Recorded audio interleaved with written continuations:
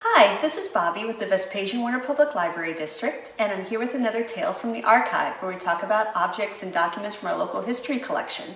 This is the last of our Founders Day Scavenger Hunt series, which was an event that we had in 2024. And if you want to know more about it, you can watch the first video in the series, but it just highlights different parts of Clinton's history that you can still visit and see. Today, we are going to talk about Woodlawn Cemetery and North Grant Street. So if you're familiar with Clinton, how it looks today, we have North Grant Street here, which is Business 51, that curves very sharply into Woodlawn and then continues on Business 51. And you might wonder why such an odd setup. Because if you look at his historic map of Clinton, this map dates right around 1900. You can see Grant Street is not a particularly significant street. It's actually quite hard to find, but it's right along here.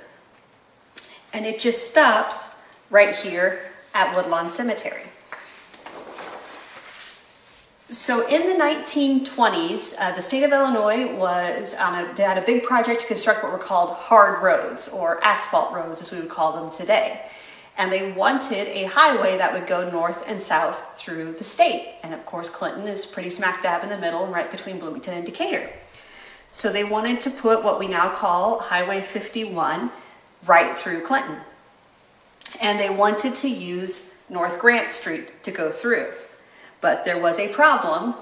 North Grant Street terminated at Woodlawn Cemetery, which had been established there in the 1860s during the Civil War. Clinton had very strong support for the Hard Road project at the time, but many citizens were absolutely outraged when they heard that the state wanted to bisect the cemetery right along the creek. There were strong pro people and strong anti people for 51 going to the cemetery. And there was a lot of political scheming and mudslinging that went on with it. Many people suggested using North Walnut Street, but the state didn't like that. Some people said if we just go along the creek, it's not a big deal. People didn't like that. Some even insisted that Clinton's political leaders would benefit financially from the state if the highway went through. But in 1925, the city did remove a section of fence along the east side of the cemetery so work could begin. But this compromise did not satisfy everyone, and a group of citizens, led by a man named William Booth, brought suit against the city to stop road construction after the fence had been removed.